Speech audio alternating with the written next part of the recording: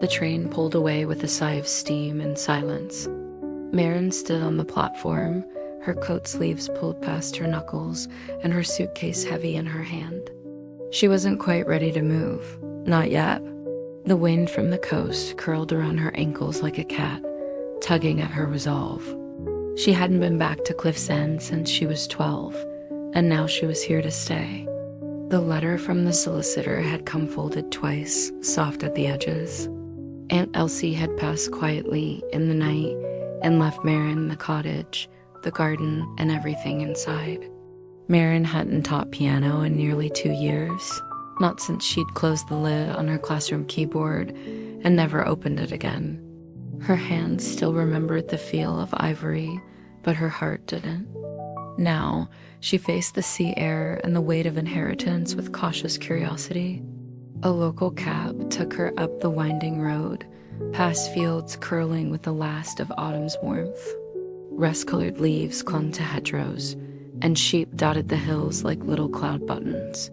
The driver said nothing unless spoken to, and Maren was grateful for the hush. When the cottage appeared, just as she half remembered, half imagined, it looked like something from a storybook. The roof sagged slightly, the shutters flaked blue, and the front gate leaned inward as though bowing in welcome. Ivy had returned with a vengeance, climbing the stone walls and curling around the chimney like a green scarf. Inside, it smelled of dust and lavender sachets long gone stale. Maren turned on the lamp by the door and watched it flicker once before holding steady. The cottage was small: living room, kitchen, a single bedroom, and the back room that had once been Aunt Elsie's sewing nook. She set her suitcase down, removed her shoes, and listened to the silence.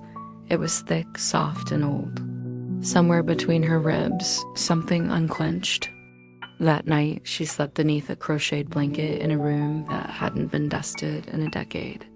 Rain tapped gently at the windows, and a tree outside scratched in rhythm. She woke once, unsure of the sound that had stirred her, a low thump, a creak, but drifted off again before worry could bloom. The next morning, she made tea in a kettle shaped like a chicken and burned her toast. She stood barefoot on cold tile, sipping slowly, trying to remember what her aunt used to hum while slicing apples for pie. Then she opened the door to the back room. The smell of paper and polish greeted her like an old friend. Stacked boxes, bundles of fabric, and a single black upright piano sat beneath the window. The keys were yellowed with age, a few chipped but whole. Her fingers hovered over them without touching. She traced the edge of the wood instead, where tiny nicks and scratches mapped the past. She hadn't known Aunt Elsie played. On the piano's music stand sat a notebook. Inside, her aunt's loopy handwriting, listing bits of songs, shopping lists, and a few thoughts. One line was underlined twice: "Music keeps the ghosts at bay." Maren smiled despite herself. She closed the notebook, set it aside, and opened the lid. The piano's interior looked remarkably clean. A little tuning, maybe, but nothing broken. She pressed a single note. It rang out, clear and a touch melancholy. Dust puffed in the sunlight. That afternoon, she found a stool in the kitchen and brought it to the piano. She played slowly, just the basics: scales, chords, a halting memory of a lullaby. The sound filled the cottage in a way that made it feel less empty. She didn't cry, though she expected to. Instead, she played until her fingers ached and then sat still, staring at the keys. The wind picked up just then, rustling something outside. Curious, she opened the front door, and there it was, a sheet of music, folded neatly and left on the doorstep, with a small smooth stone on top to keep it from blowing away. She picked it up carefully. No note, no name. Just a handwritten copy of a song she hadn't seen since childhood, Falling Leaves, a quiet piece she used to love. Maren looked down the lane. No one. Only the wind and the trees swaying gently. She stepped back inside and closed the door behind her. Maren pinned the sheet music to the small corkboard by the window just above the kettle. It fluttered when the breeze snuck in through the cracked frame, like it was waving. The handwriting was neat but personal, every note drawn with care, the clefs rounded gently. Whoever had written it hadn't rushed. They wanted it to be seen and played. She ran her thumb along the paper's edge. No name, no message, just that simple song, wrapped in memory. The wind had picked up since morning, sweeping in hints of salt and moss. She left the door slightly ajar, letting the air clear the cottage. It had grown stale with quiet, and music was still stretching to fill the spaces. The piano, though stubborn, responded warmly, like a cat woken from a long nap, groggy, then eager. By noon, she'd unpacked 1 box of books and 3 of mismatched kitchenware.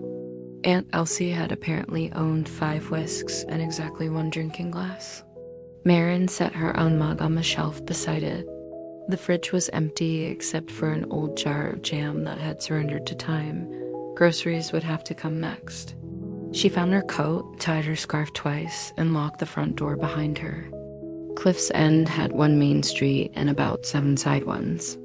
She remembered the grocer, a post office that doubled as a yarn shop, and a bench by the sea that used to squeak when she sat down. The streets were still quiet, still cobbled, still full of chimney smoke and the scent of something baking. The bell above the grocer's door gave a happy jingle. Inside, everything smelled of apples and flour and wood polish. An elderly man behind the counter looked up and blinked as if recognizing a shape from an old dream. "You're Elsie's girl, aren't you?" Maren smiled. "Niece, Maren. Thought so. You've got her look, round the eyes." He didn't ask how Elsie had passed or why Maren had come back. He just pointed toward the bread loaves and added, "The sourdough's still warm. Take one from the back." She filled her basket with small-town necessities: tea, eggs, cheese wrapped in wax paper, and a jar of wildflower honey. At checkout, the man slipped in 2 pairs without a word and rang up less than she owed. Back outside, the sky was tipping toward late afternoon. She took the long way home, past the old schoolhouse and the hill where gorse grew in yellow clusters. Near the top, she stopped.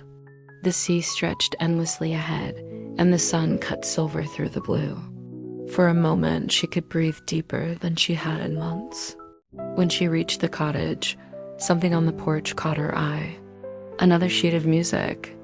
This time, a few bars only, just an opening phrase.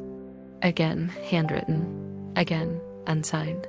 The notes drifted upward, airy and expectant, like a question. She played them as soon as she stepped inside. Softly, they rose from the piano like steam from a teacup. Curious and unfinished, they lingered after her hands fell still. The next morning, she checked the porch before even making tea. Nothing.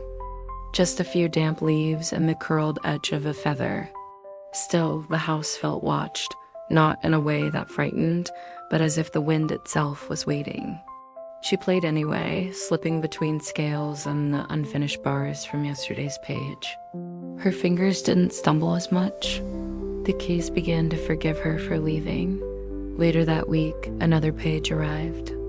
A waltz this time, playful and odd, with little footnotes in the margins like "try lighter on the 3rd beat" and "don't overthink the rest." She smiled at that. She always overthought the rest. On Friday, a knock came, not the wind, not the sea sighing, but a real knock. She opened the door and found a woman with a stack of books, tucked under her arm, and a hopeful smile that said this was a borrowed moment of bravery. "Hi," she said. "I'm Claire. I live down the hill. You probably don't remember me. We were both at Elsie's garden party one summer. I was 10 and you had pigtails." Maren laughed softly. "You had a pet ferret named Nib?" Claire's eyes lit up. "I did. He stole a biscuit from the tea tray. I remember. I think my aunt pretended not to notice." Claire shifted the books. "I thought you might need some reading. Elsie used to trade with me. She had the best cookbooks." Maren stepped back. "Come in. I've got bread and enough honey to share." As they sat by the window, Sharing quiet and toast and stories, the wind shifted. Outside, tucked beneath a sprig of lavender on the porch, another page waited. The song was growing. Maren was beginning to expect the music. Not every day, not on a schedule, but always in time. Like how the tide knew when to come home. The fourth page had arrived, tied with string and tucked inside an envelope that smelled faintly of lavender. Whoever was leaving them understood patience and composition. The phrases built slowly, looping and folding into one another, never rushed, never desperate. By now, she had clipped them to a string along the mantel, hung like delicate laundry. The cottage, once silent and brooding, was becoming something else entirely. Notes rang through the rooms now. Her mornings began with tea and warm-ups, afternoons with slow practice. At night, she sometimes played in the dark, letting memory and muscle guide her. Claire had become a regular presence. She brought more books, once a tart too sweet to be sold, and once an old radio from her garage. She never asked about the music pages, though her eyes lingered on them. "You have a ghost," she finally said one day, buttering a biscuit, a helpful one. "I think I'd like a ghost who can post things." "Or a neighbor who's shy," Maren offered, sipping her tea. Claire nodded. "More likely. Ghosts tend to stick to minor keys. They laughed easily now." Maren realized she hadn't laughed like that in a long time without flinching at the sound, without bracing for whatever might follow. Her world had narrowed over the last few years, shrunk to small rooms and briefer conversations. Cliff's End, with its slowness and sea wind and soft-footed mysteries, was coaxing her out again. One afternoon, after a grocery run and a short stop to admire the knitted scarves now hanging in the post office window, Maren returned to find something new tucked into the music pages. Not a song this time, a drawing. It was simple, just ink in a careful hand, a piano in front of a window, sunlight angled through the glass, a mug on the lid, a cat asleep on the bench. But there was something about it, something familiar. She turned it over, but there was no name. Only a small signature, a single treble clef, hand-drawn in the corner. She set it gently on the side table. Her heart was quieter now, but curious. That night, she played longer than usual, not practicing this time, just wandering. The songs became threads, stitched together by instinct. A bit of Chopin here, a memory there, a lullaby hummed by her mother when she couldn't sleep. A melody she'd invented once while waiting for the bus, long forgotten, now returned like an old friend. Rain tapped softly at the windows. Somewhere outside, the fox she'd seen 2 mornings ago trotted past the garden gate, tail a torch in the dark. The next morning, she found the cat. Or rather, the cat found her. He was orange, scrappy, and bold, sitting directly in the middle of the porch with the authority of someone who Nettles lived there. His fur was uneven, a little dirty, his ears tipped with small notches, but his gaze was calm and unafraid. When Maren opened the door, he stepped inside like he'd been waiting. "No collar?" she asked, crouching to look him over. He blinked. Claire, of course, had a theory. "That's your muse," she said with certainty, arriving later with a small bag of kibble and a cat dish shaped like a fish. "Or maybe your messenger?" Maren scoffed, but only a little. "He has the exact attitude of someone who owns a piano." The cat, now dubbed Maurice. After a composer Claire liked the sound of made himself very much at home, he sat on the bench during practice. He walked across the keys in the night. He had a preference for sardines and absolutely no respect for personal space. Strangely, the music delivery stopped for 2 days after Maurice arrived. Maren tried not to think too much about it. She focused on her practice, her cottage chores, the garden beds she'd begun to clear of old roots. But part of her missed the daily wonder, the surprise. Then on the 3rd day, it arrived, a new page. This time, the title had been added. For M, just that. The same ink, the same careful script. Maren stared at it for a long time. She didn't know whether to smile or cry, so she did both. Maren hadn't planned on crying that morning, but the page titled, "For M," left her blinking into her tea for a good 5 minutes. Maurice, unbothered, curled himself into a pumpkin-colored loaf by the fireplace and snored like a tiny accordion. She ran her fingers lightly over the paper again. The notes were tender, the rhythm slower than the others. There was a softness in the phrasing, as if someone had written it with care not to bruise the silence it followed. It was simple, but not plain. She played it 5 times in a row, each time discovering something new. By the 5th round, she'd memorized it. When Claire stopped by, she played it again, this time with someone listening. "That's beautiful," Claire said when the last note faded. "It feels like ... sunrise. Or the first time you open a letter you didn't know you were waiting for." Maren turned slightly in her seat. "It's titled from," Claire blinked, "M for Maren?"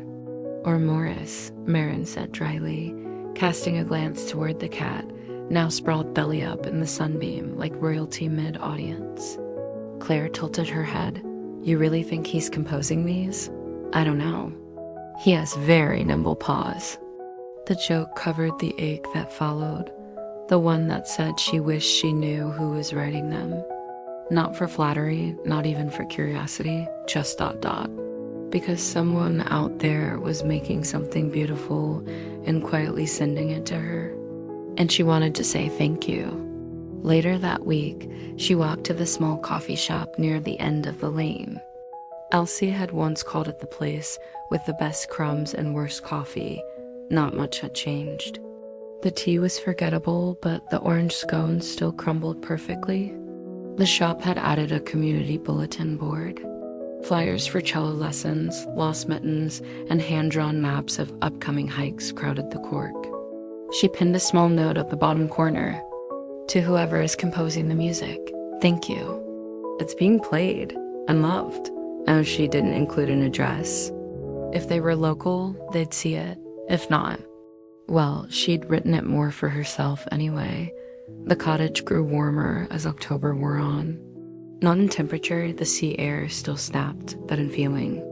There was soup bubbling most nights, a new quilt from Claire, and now a rhythm to her days. Every Tuesday, she'd walk into town. On Wednesdays, Claire visited for book trades and baking mishaps. Sundays were for long walks along the dunes and slow reading with Maurice asleep on her stomach like a purring paperweight. One Thursday morning, the knock came again, not Claire's this time. Maren opened the door to find a man in his late 30s, windblown, holding a paper tube under one arm and wearing an expression somewhere between shy and sheepish. "I'm sorry to just drop by. My name's Theo. I live a few cottages down. I think we may have a shared interest in old pianos." Maren tilted her head, cautious but curious. "That's a very specific assumption." He held up the paper tube and gave a tentative smile. "I've been dropping these off. I wasn't sure if I should introduce myself, but then I saw your note at the cafe and I figured, well, hi." Maren blinked, then laughed. "You're the composer?" "I'm more of a scribbler, really. I haven't written anything in years until I heard you playing one evening. The window was open. It sort of woke something up." She stepped aside. "Come in. I owe you several thank you notes." Theo entered with the air of someone tiptoeing through memory. His eyes scanned the room slowly, taking in the string of music pages over the mantel, the old piano, the cat now blinking at him suspiciously. "That's Maurice," Maren said. "He's undecided on most people." Theo bowed slightly to the cat. "I'll try to win him over." Maurice blinked once, rolled over, and promptly ignored them both. Over tea, Theo explained he'd grown up here, gone to music school abroad, then returned to help his mother after her stroke. He taught part-time at the primary school, walked along the cliffs when he needed to think, and missed composing. "It's hard to start again," he said quietly. "But something about hearing your playing, it helped." Maren offered a soft smile. Then it helped both of us. As he stood to leave, he pulled another rolled sheet from his bag. "It's a duet," he said, "if you're willing." She took it, heart fluttering. "I am." The duet was written in soft pencil, with the faintest trace of eraser marks along the margins. It looked like something living, unfinished, and full of breath. Maren held it between her fingers that night and let her eyes follow the notes, curious how it would feel to have someone else's rhythm tangled with her own. She'd been alone at the piano for years. Even in her teaching days, she was always the steady one, the metronome, the anchor, accompanist, never soloist. Now, for the first time in a long time, she would play alongside someone not because she had to, but because it sounded like the right thing to do. Theo came by the next evening. It was early dusk, and the sky outside the cottage windows had that watercolor wash of lilac and gold. He carried no new sheet this time, just a hesitant smile and hands that looked like they hadn't touched a piano in far too long. Maren had cleared the top of the upright and dusted its edges. A second bench had been borrowed from the community hall. Thanks to Claire, who hadn't asked but had winked. They sat side by side. It was awkward at first. Theo's timing was just slightly behind hers. His foot hovered over the pedal too long. She stumbled during a tricky key change. Maurice, disapproving of the dissonance, sauntered off to sulk behind the curtain. They tried again and again. By the fifth time through, something began to settle. Their breaths sensed. The spaces between their notes grew intentional. It wasn't perfect, but it was human, and whole in a way she hadn't known she'd missed. When they played the final chord, the silence that followed was warm and alive, not empty. "I forgot how much I missed this," Theo said softly, running a hand through his hair. "The push and pull of it?" Maren nodded, feeling her heart like a bird tapping against a familiar window. It's like remembering how to speak after being quiet too long. Outside, the wind nudged fallen leaves along the porch. The night folded around the house like a worn blanket. Theo lingered. They talked about composers they loved, ones they didn't. He mentioned a piece he'd written in college that no one had heard. Maren shared a story of a recital gone terribly wrong when a student brought a squirrel inside their violin case. It was natural, easy. When he finally stood to go, she followed him to the door. "Would you like to play again sometime?" she asked, trying to sound casual. Theo's smile reached all the way to his eyes. "Yes, absolutely. I'll bring the coffee. If you promise to never make me sight read Chopin, deal." That night, she left the windows open. The wind carried the faint scent of sea salt and wood smoke, and for the first time since she arrived, Maren didn't feel like a guest in her own story. The next morning, she found a new page tucked beneath the cat dish. Not from Theo this time. The paper was different, smaller, with a pressed flower between its folds. No title, just 4 bars. A gentle melody, high and light like a whistle on the wind. Maren played it once, and Maurice purred like approval. She looked around. No sign of anyone nearby, no footprints on the path. "Are we collecting composers now?" she asked the cat. Maurice blinked. Claire's reaction was predictable. "You're becoming a lighthouse," she declared, plunking down a box of cinnamon buns. "Sending out music signals, drawing all the secret musicians to your rocky little shore." Maren laughed. "That's romantic. It's accurate." They spent the afternoon on the porch, sipping tea and watching the tide draw lines in the sand. Maren thought of the stranger who sent her a melody with a flower, of Theo's quiet grin when they played the final chord, and of the way Maurice always seemed to know when a new page had arrived. Her world had widened, not in a loud or sudden way, but like a door slowly opening in a long-forgotten room. And she wasn't afraid to step inside anymore. Maren awoke to the scent of cinnamon and damp leaves. The morning had that particular hush only late autumn knows, the kind that makes you pull the blanket higher, listening not for sound, but for the absence of it. Even Maurice didn't stir from his coil at the foot of the bed. She stretched slowly, bones stiff from the chill. The fireplace had gone out sometime in the night, and the windows were condensation like breath caught in glass. But there was something else, an itch of thought just beyond reach. Then she remembered the page, the pressed flower, the new melody. She padded to the piano, still in her flannel nightgown, bare feet cool against the wood floor. The little scrap of music waited patiently on the music stand where she'd left it. She played it again. The tune felt like a memory. It wasn't Theo's style. His writing had structure, thought out progressions, gentle layering. This one was different, simpler. It fluttered like a secret barely spoken. After breakfast, she scribbled the notes into her journal and tucked the original safely behind the family photo of Aunt Elsie on the mantle. Claire would be by later with fresh apples and library gossip. Perhaps she'd have a theory about the flowered stranger. Theo arrived before Claire did. He brought ginger cookies this time and a new composition called Window Light. They played, laughed, got stuck on a tricky transition and gave up in favor of tea on the porch. Maren told him about the second mystery melody, and he listened with his head tilted, a finger tapping an invisible metronome against his mug. Maybe there's a third musician in town, he mused, a shy one. Or a ghost, Maren offered with mock drama. This house is old. If it is a ghost, they're very polite. They fell into silence then. Not awkward, just companionable. The kind that's stitched with shared glances and a cat's steady purr nearby. Claire arrived midway through their quiet, boots muddy and arms full of apples. Well, she said with a smirk.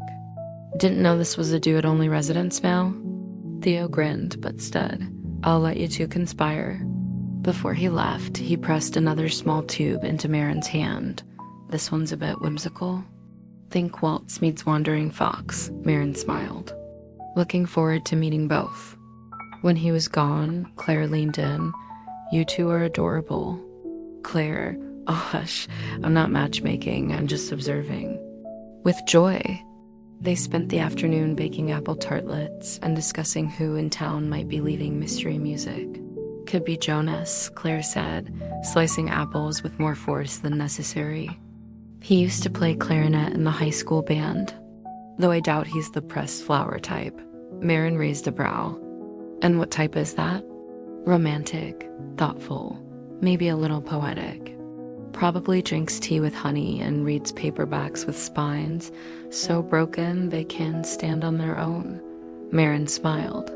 Sounds like someone I'd like to meet. You already have Theo. It doesn't have to be romantic, Claire. Some people connect through art. That's enough. Claire didn't argue, but her eyes crinkled with a look Maren knew well. We'll see. That night, the wind howled. It wasn't angry, just alive.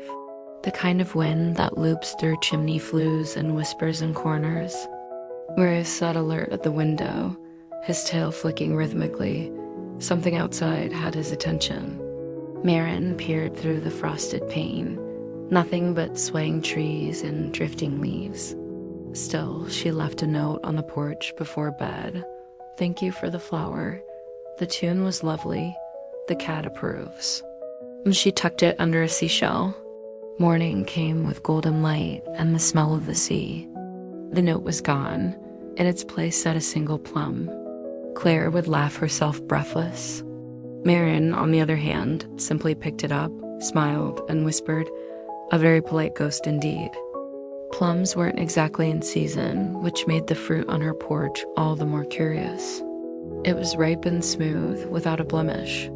She set it gently on the kitchen counter, like it might hum if disturbed. Maurice, naturally, circled it twice and batted it once for good measure before sitting down to stare as if it held ancient wisdom. Maren kept glancing at the fruit throughout the morning. Who left it? Was it a gesture of thanks? Or perhaps an offering of playful challenge from the same person who'd left the flower and melody?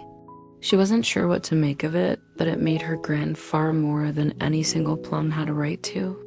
She didn't mention it to Claire when she stopped by that afternoon. That would have guaranteed raised eyebrows and an entire narrative involving love potions or magical squirrels. Instead, Maren held the story close, like a softly sung note in a room full of whispers. Theo came by later that evening, just as the sky was turning from rose to ink. He brought no music this time. Thought we could just play whatever, he said, standing on the porch with a quiet energy that suited the twilight. No pressure. Maren welcomed him in, lighting candles instead of flipping switches.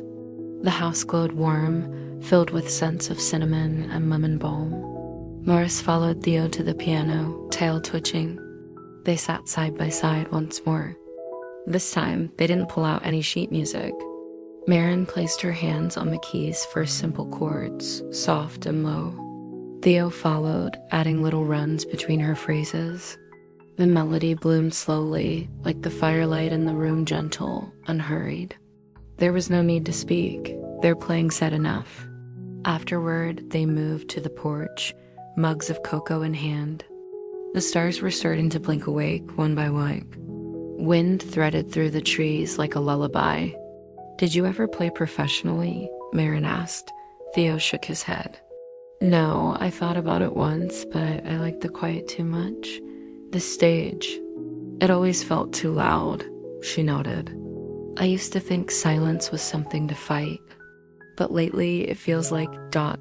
space, a place to begin. He looked at her then, not just glancing, but truly looking. You're different than I expected. How so? I thought you were someone trying to run away from something. But now I think maybe you're someone running towards something. Maren wasn't sure how to reply, so she didn't. She sipped her cocoa and watched the steam curl up and disappear into the cool air. After Theo left, she sat on the porch swing for a while longer, Maurice curled like punctuation against her hip. The stars wheeled slowly overhead, and somewhere in the trees, an owl called low and long. When she rose to head inside, her foot brushed something near the step. Another note. This one wasn't music. Just a line of words on thick cream paper. Some songs aren't written down. They're lived. There was no signature. Just a faint scent lavender in old books and a pressed daisy in the fold. She brought it inside, heart thudding in that quiet, hopeful way that didn't feel like mystery anymore. It felt like promise. The next morning brought a mist so thick it softened the edges of everything. Trees stood like faded sketches outside her window, and the sea had turned into one great hush. Maren stood in her slippers, holding the daisy-pressed note like it might shift meanings if she stared long enough. Some songs aren't written down. They're lived. The line echoed in her thoughts as she moved about the cottage, lighting the stove, feeding Maurice, and folding laundry that smelled faintly of lavender from the sachets she found in one of Aunt Elsie's old drawers. Everything in the house felt infused with memory, like the past hadn't quite finished speaking. By mid-morning, she couldn't sit still. She opened Aunt Elsie's writing desk, a sturdy walnut thing with little drawers, and a hidden compartment she remembered from childhood. It had always smelled of ink and beeswax. Inside, she found stationery pale blue and edged in ivy, some of it already addressed to names she barely recognized. Mrs. Hargrove in Devon, Sister Abigail at St. Anne's, a woman named Marta in Inverness. Elsie had been a letter writer, the kind who poured herself onto paper. Maren sat down with one of the blank sheets and wrote, not to anyone in particular, just her thoughts, her discoveries. A confession that music had returned, uninvited but welcome, and that a stranger with a daisy and plum had nudged something loose in her soul. She folded the letter and tucked it in the same hidden drawer. Maybe someday, someone would find it and understand her the way she now understood Aunt Elsie, not through grand moments, but through the quiet ones she left behind. That afternoon, the post brought a package. Inside was a wrapped bundle of old sheet music tied with a ribbon and no note. Each piece bore the same faint lavender scent. The titles weren't familiar. Midnight Kitchen, Foxglove Waltz, The Blue-Tailed Cat. Simple compositions, handwritten, with flourishes that felt deeply personal. Maren sat down at the piano and played the first one. Her fingers hesitated at times, but the melody carried her along, a lullaby in 3/4 time. Warm and full of small surprises. Like walking a familiar path only to find the trees had bloomed overnight. Maurice sprawled across the rug, rolling onto his back with a satisfied sigh. The last page of music had a drawing in the corner, a small house by the sea, a cat in the window, and someone at a piano, sketched in lines so fine they could have floated away. Maren closed her eyes and breathed in deeply. She no longer needed to know who left the music. It was enough that someone saw her here, truly saw her, and responded not with words, but with song. That evening, Theo arrived with a bottle of spiced cider and a grin. "I hope I'm not interrupting another musical mystery," he said as she ushered him inside. "Only just finished playing one," Maren replied, holding up the lavender-scented bundle. He leafed through the sheets. "These are beautiful. They remind me of someone I knew ... years ago. A woman who wrote lullabies for her neighbors' babies and left them under doorsteps."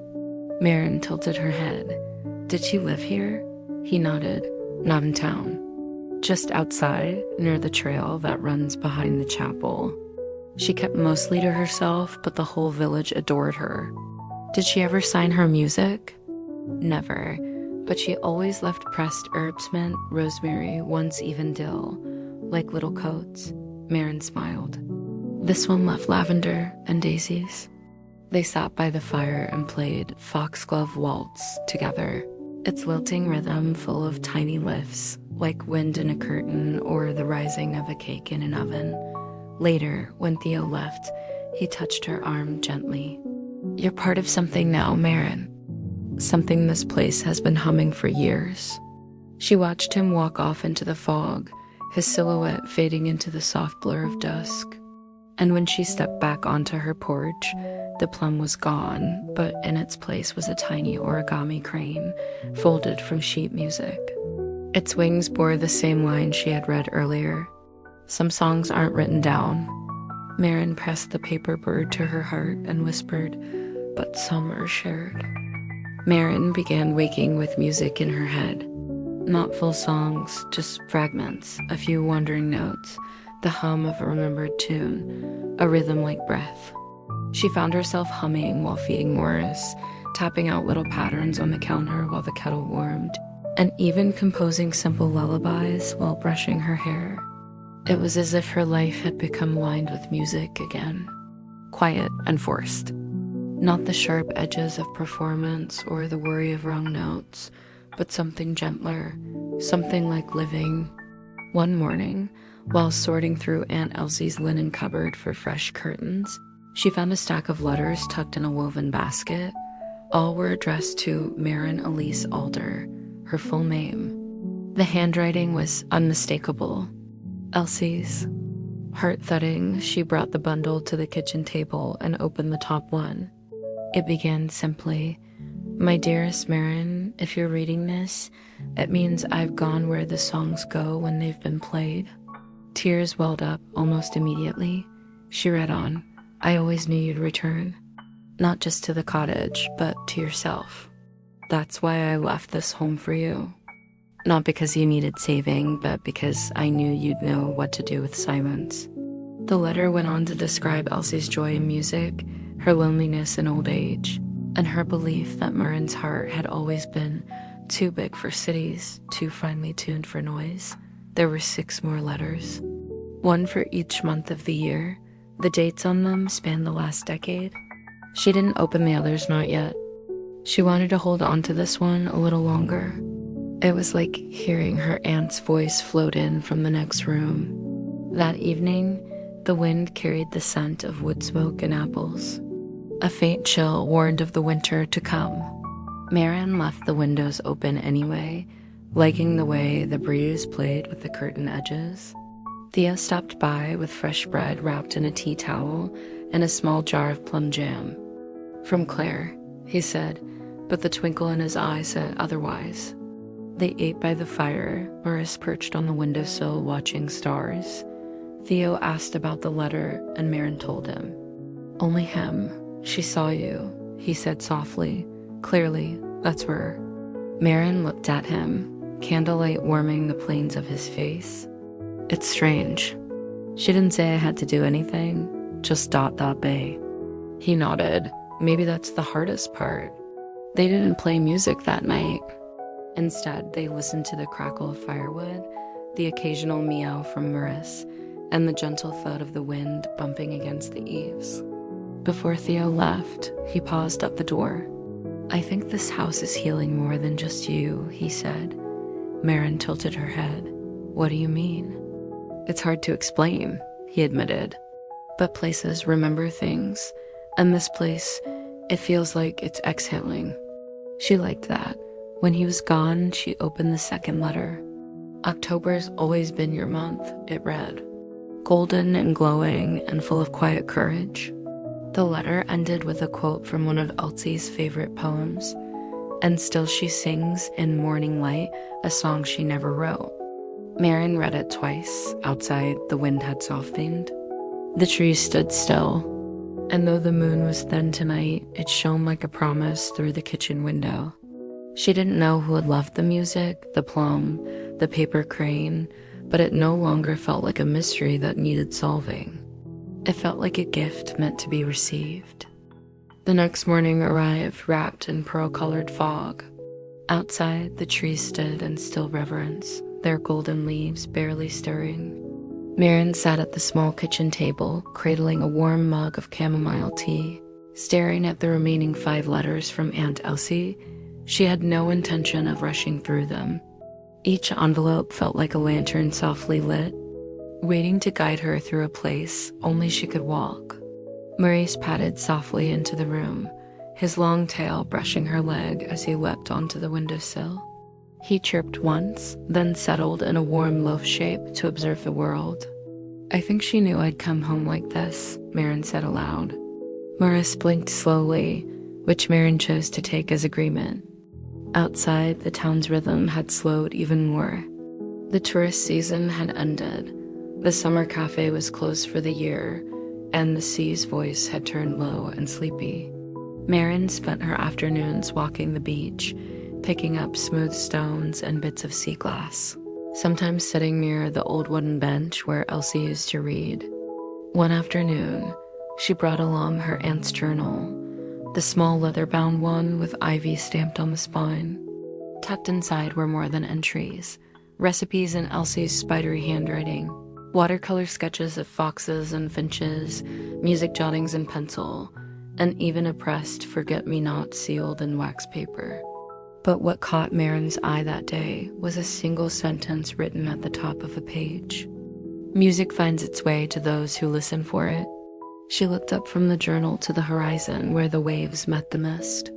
Her thoughts circled back to the person, whoever they were, leaving her music, paper cranes, and pressed flowers. It was no longer a riddle. It was a conversation. Back at the cottage, she began leaving small responses in return, a bar of music scribbled on a napkin. Tucked into the crook of a tree near the chapel, a small drawing of Maurice with a note, he listens too. A pressed violet from her garden laid gently on the bench. The ritual was silent, soft, and slow, an exchange made not with names, but with presence. One chilly evening, Theo returned, not with plum jam or bread, but with a satchel slung across his shoulder. Inside was a clarinet, polished and weathered with age. I don't play often anymore, he said, setting it down with care. But I thought maybe, just maybe. Maren smiled and led him to the piano. They didn't speak much after that. Their duet began uncertainly, but then wove into a gentle waltz, one of the mystery pieces, Foxglove Waltz. The clarinet's rich warmth paired beautifully with the piano, like a conversation between old friends who needed no small talk. Maurice, curled in his chair, snored in approval. Afterward, Theo remained quiet, looking down at his hands. I stopped playing when my wife passed, he said softly. The silence afterward felt sacred somehow. Maren reached over, her hand resting lightly on his. Some silences are. Others are waiting to be filled again. He looked at her, then really looked, and something unspoken passed between them. Not urgency, not confession, just understanding. As he stood to leave, he turned back. You've brought something back to this place, Maren, not just music. Something quieter, like grace. Her eyes shimmered. That night, she found a new offering on her porch, a tiny bottle of ink, the kind used for fountain pens, tied with a ribbon and a sprig of rosemary. Inside was a note.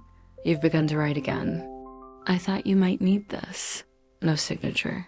No name, but the handwriting looked oddly familiar. She studied it under the lamplight, comparing it to Elsie's. Not identical, but dot, close, curved in the same way. With that same tilt to the letter S, Maren's breath caught. Could it be? Was this a relative? A student of her aunt's? Or someone who had loved Elsie from afar? The questions fluttered, but for now, she tucked them gently away. She added the ink bottle to the small shrine on her writing desk. A daisy, a plum pit, a folded crane, and a feather Maurice had brought in last week. She sat and wrote, not for answers, but for connection. The fog curled outside like a lullaby, and in the soft hush of the evening, the world at last felt like a song returning to itself. The first letter Maren wrote with the new ink wasn't addressed to anyone. She wrote it as if whispering thoughts into a bottle and letting it drift out to sea. She filled the page with reflections, memories of Aunt Elsie's teaching days, the scent of cinnamon and books in her study, the gentle firmness of her hands guiding young fingers on piano keys. She wrote about Theo's clarinet, Maurice's odd habit of chirping at shadows, and the quiet rituals that had begun to shape her days. It felt sacred, like journaling, but more alive. More present, the ink flowed with grace, almost too smoothly. It had a warmth in its color, not black, not quite brown, something richer, like aged oak. Maren sealed the letter in an envelope and placed it in a small wooden box on the writing desk. She didn't plan to send it, but somehow writing it helped her feel heard. The next day, she received a letter in return. It was waiting in the same nook where she had left her last response, a hollow in the stone wall near the chapel, just beneath the ivy. The envelope was thick, handmade paper. Inside, a note in that familiar hand. Elsie once said music wasn't about playing the right notes. It was about remembering why you played it all. You remind me of her. No signature, no further clue. But below the line was a tiny drawing of a feather, a robin's feather, curved and soft. Maren carried the letter home with a strange fluttering in her chest. That evening, Theo returned with 2 mugs of cider and a question in his eyes. Will you play something new? He asked, setting the mugs down with care. Something you've written. Maren hesitated. It's unfinished. All the best pieces are. She smiled at that and sat at the piano. Her fingers moved slowly, coaxing the melody she'd been humming in fragments since late summer. It started as a simple line, just 5 notes, but built with aching sweetness. Theo, seated beside her, closed his eyes. The fire popped softly. Maurice rolled over on the rug with a sleepy grunt.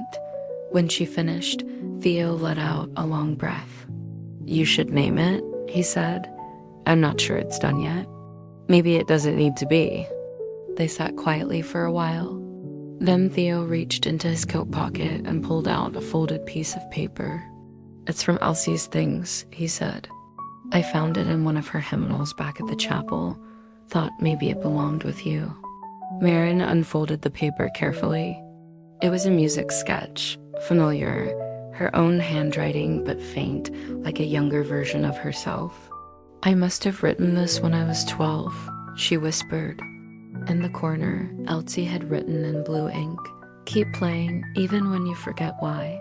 The music will remember. Tears came without warning, soft and grateful. The next morning, Maren found Maurice perched beside a new edition on the porch bench, a small music box, carved from driftwood.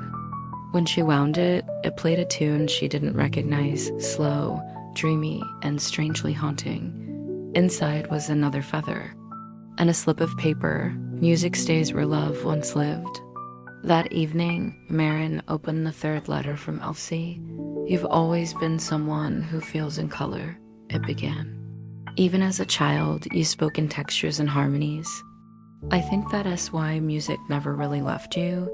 It just waited for you to hear it again. Near the bottom was a question. Do you remember the lullaby we used to hum in the kitchen? Maren blinked, her heart catching. The tune, the same one from the music box. The song was Elsie's lullaby. Whoever had been leaving her gifts must have known it, not from books, from memory. The threads were tightening. Whoever this person was, they hadn't just known Elsie, they had loved her. As the night deepened, Maren read again.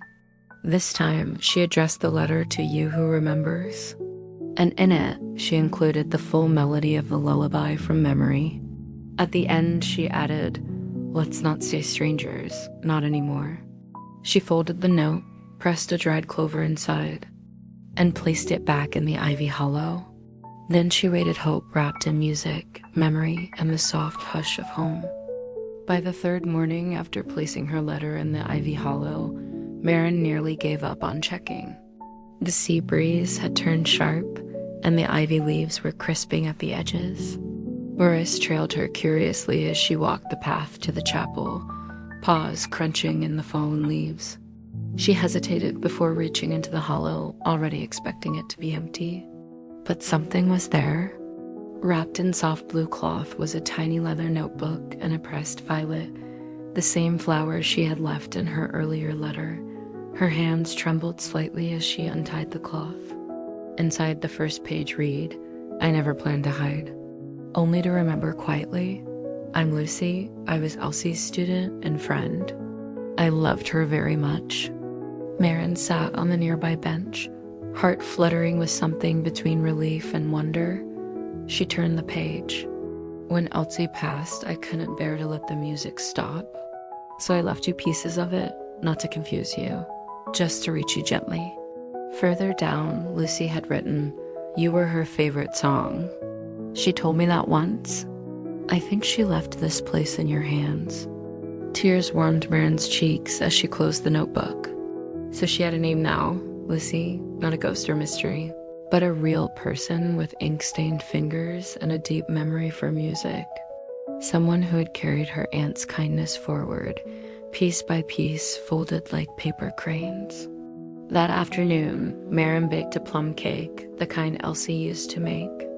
The smell filled the house with a warmth that lingered in her hair and sweater. She wrapped 2 slices in parchment and added a small card. Come for tea?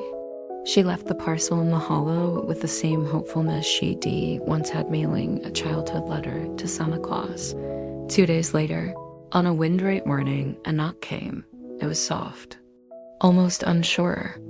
Maren opened the door to find a woman in her early 50s with short auburn hair, a warm coat, and hands clasped tightly in front of her. She had musician's fingers, slender, slightly calloused. Lucy? Maren asked. The woman nodded. I wasn't sure if I should, but the plum cake convinced me. They both laughed quietly. It felt strange and easy at once. Maurice appeared from behind Maren's legs, gave Lucy a thorough inspection, then issued a low purr of approval. He twined once around her ankles and vanished into the sunroom. Over tea, the women traded stories. Lucy spoke of her first piano lesson with Elsie, how nervous she'd been, and how the older woman had handed her a stuffed squirrel to hold for courage. She named it Barkley, Lucy said with a chuckle. I still have it. Maren shared memories of baking disasters, late-night practice sessions, and how Elsie used to pause during walks to talk to trees as if they might answer. She always said trees remember, Lucy smiled. That's why she liked the old chapel path. By the end of the second cup of tea, the distance between them had shrunk to something tender. They were no longer 2 women connected only by grief and melody. but something warmer like family that had taken time to find each other. Before Lucy left, Maren handed her a sealed envelope. "It's Elsie's lullaby," she said, written out properly. It always felt unfinished before. But now, Lucy held it to her chest. "She would be so happy we met." "I think she planned it all," Maren replied. "She always did like a good duet." That night, the stars seemed to hum above the cottage. Maren sat at the piano long after the fire died down. She wasn't playing anything written, just letting the keys speak. Maurice was curled beside her, tail twitching as if he heard the music in his dreams. She paused only to open the final envelope from Elsie. It was shorter than the others. "If you're reading this, you've made it back. Not just to this house, but to the part of you that listens. That's where joy lives. I'm proud of you." At the bottom, a final line. "Now write your own song." Maren whispered, "I will." And the piano answered. The weeks that followed unfolded like a favorite old record, familiar, comforting, just a little crackled around the edges. Mornings began with tea and quiet writing, afternoons with Maurice's inspections of the garden, and evenings with the piano, soft and slow beneath Maren's fingers. But now, the melodies were hers. Not borrowed, not remembered, not half-forgotten student pieces. These were new. They bloomed out of her like crocuses breaking through frost. She titled them as she went: Chapel Ivy, Plum Cake Waltz, Wind in the Rafters. Theo listened to each one, head tilted, offering gentle praise or a thoughtful hum. Sometimes he read while she played.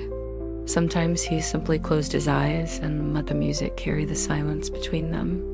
Lucy became a quiet but steady presence too, always arriving with something sweet rosehead jam or a tin of lavender biscuits. The three of them, in odd rhythm, formed something that wasn't quite a routine and wasn't quite a ritual, but lived in the soft middle. The cottage, long asleep, had come awake again. One Sunday, Maren returned from the village to find a letter slipped beneath her door. Not handwritten, but printed, official looking. It was from the community council. The letter explained that the chapel, long decommissioned and held in a sort of legal limbo, had come up in a planning discussion. There was talk of converting it into a boutique heritage cafe. She read the phrase twice: a boutique heritage cafe. Her heart sank. That chapel wasn't just stone and glass, it was where Elsie had taught her to play, where she had wandered as a child, listening to birds echo through the vaulted beams. It had become her quiet place, hers and Lucy's, and now perhaps others. But certainly not coffee-sipping tourists with laptop bags. She folded the letter and sat down at the piano. At first, she didn't play. She just placed her fingers lightly on the keys, let them rest there like roots. Then slowly, she began a piece she'd never named. It had lingered on the edge of her thoughts for weeks, fluttering, rising, dipping, like a bird unsure where to land. This time, it took shape. Maurice jumped up onto the bench beside her, as if summoned by the first chord. Theo arrived midway through and leaned quietly against the doorframe, saying nothing. By the time she struck the last note, the sun had dropped below the window, casting a golden blush across the room. Her fingers tingled with the quiet weight of having said something that needed no translation. She turned to Theo.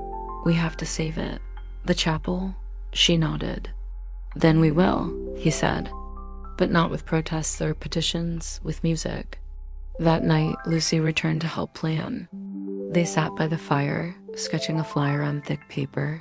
Maurice supervised with sleepy blinks. At the top, Maren wrote in bold, looping script, an evening of memory and melody at the Ivy Chapel. Then, in smaller print, a concert to celebrate the past, present, and music still to come. Free, all welcome. Tea served. They signed it simply, Maren, Lucy, and friends. Within 3 days, the village was buzzing. Miss Tallulah from the florist offered to do the entryway with dried hydrangeas. A teenager named Riley offered to run a soundboard. Even the grumpy postmaster, Mr. Cranwell, mumbled something about digging out his old cello. Maren was stunned. It wasn't just her chapel. It had always belonged to everyone who had ever sat in its quiet or hummed within its walls. The night before the concert, Maren sat alone in the pews, looking up at the beams. She traced the places in the wood where sunlight had once pooled during lessons with Elsie. She remembered the smell of paper and lemon polish, the hush before a first note, the joy after a final one. Maurice jumped up beside her and pressed his side into hers. "Well, Maurice," she whispered, scratching behind his ears. "Guess we're playing for more than just ourselves now." He flicked his tail, as if in complete agreement. The piano on stage waited. And tomorrow, so would the village. The late afternoon sun dipped low, painting the clouds in swirls of rose and honey. By 5 o'clock, the ivy-lined path to the chapel fluttered with guests arriving in 2s and 3s. Scarves tucked under coats, cheeks flushed from the walk, eyes bright with curiosity. Maren stood just inside the doors with Lucy and Theo, Maurice wearing a small navy bow tied loosely around his neck. Watched from a corner near the altar with calm detachment, like a tiny usher with no interest in the ceremony. Miss Tallulah had outdone herself. The entryway glowed with dried lavender, curled ferns, and dusky white hydrangeas tied with twine. Candles flickered gently along the aisles, and in the center of it all stood the old upright piano, newly tuned and polished, waiting. "I can't believe they all came," Maren whispered, peeking out at the growing crowd. Theo smiled. "Of course they came."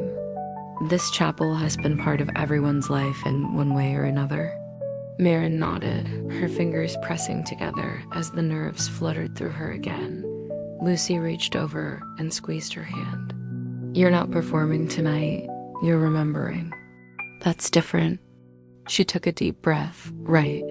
The concert opened with a young cellist named Elsie, a namesake student from the local music class, playing a soft, trembling version of the Ash Grove. Her mother beamed from the back row, teary-eyed before the piece even finished. After her came Theo, who read a poem he'd written about the echo of footfalls in quiet places. Then Lucy played a duet with the village baker's teenage son, surprisingly agile on the violin. It was all simple, homemade, a little off-tempo here and there, but it was beautiful. When it was Maren's turn, she walked to the piano and sat in silence for a moment. The chapel stilled with her. Maurice, perhaps sensing the shift in the air, lifted his head and blinked once. She looked out over the faces. Familiar no neighbors, strangers turned companions, the growing heartbeat of a small town coming back to itself. "I'd like to share something new," she said gently. "It's called Elsie's Window," and she began to play. The music was slow at first, gentle steps down a memory lane paved in lullabies and kitchen smells.